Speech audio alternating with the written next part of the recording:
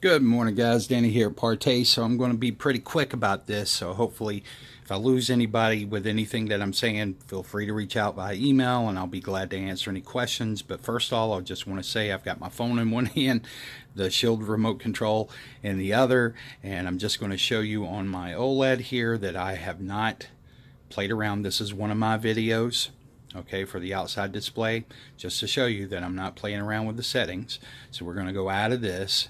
We're going to go into this morning's upload, and before we get too far into it, I'm going to just say a couple of things. One, he mentions that he's sending the blueprints for his floating screen design to a customer who's going to do it. So yeah, they'll do all that kind of whatever, spiel that they're going to do.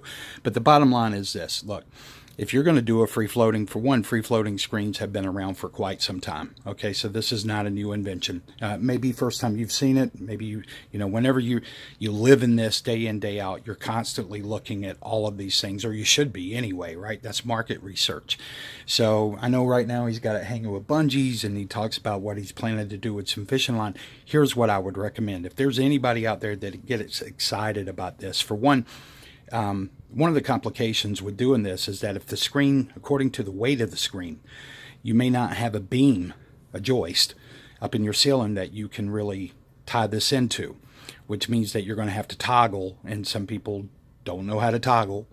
You would have to toggle into your drywall up in the top of the ceiling, and you'd have to do it pretty perfectly so that it doesn't get wonky one way or the other, right? So yeah, you can take eyelets and put in there, but keep in mind those will pull out a drywall if you get too much weight on the screen. Okay, you're just going to have a hole in your ceiling. So one of the better ways to do this, if you can tie into your screen and you want to do that rather than mount on the wall, what I would recommend is that you take like a 5/64 drill bit, a little small skinny drill bit. You drill down through the top, okay, because the eyelets, when you try to screw them in, they can split your pine frame. It's a 1x2 pine frame. They can split it. Now if you use a heavier one, it won't split it, but then you run more risk with your ceiling. Okay, so the best way to do this is just drill a hole through your fabric material or whatever it is that you're using, and through your pine. Run your fishing line down through there, tie it off, or either tie it to like a nut or something like that, same size on both sides, right? And then that way it'll catch underneath.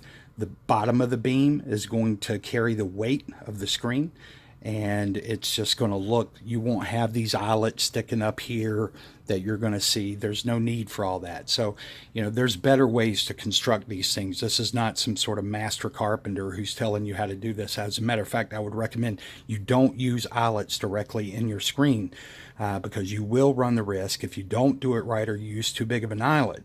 If you use too big, you could split the wood. If you use too small, it could pull out. So just FYI, okay? But next, so here, once again, I didn't play with the settings or anything. I'm going to show you something here. So there's where he says start. I'm sure many of you probably familiar with that video, but I want you to look at that. This is in the dark. All this LED light's behind the screen, okay? This is in the dark. That's what that looks like. This is what it really looks like.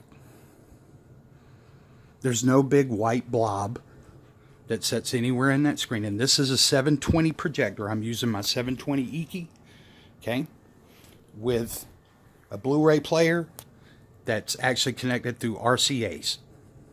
720p, okay? Same as this, but look at that. Okay, see all that brightness? Here's the next one.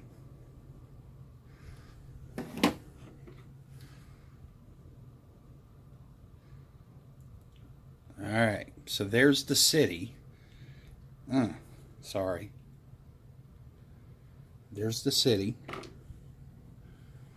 Let's get to the city on here and let's see what it really looks like. There we go. So that's what that looks like.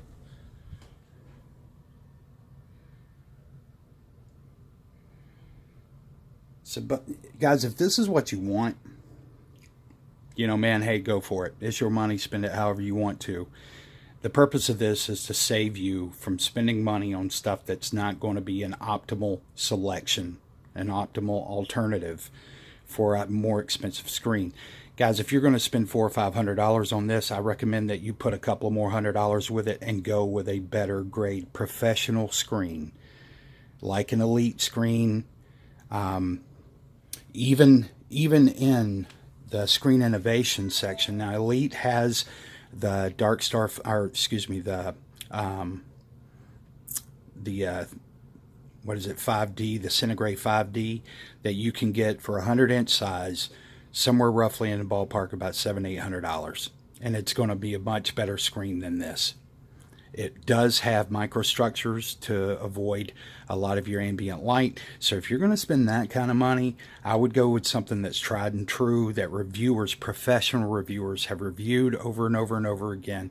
Is it the best screen in the world? No, but it's a much more advanced screen than this, and you won't get that. Okay?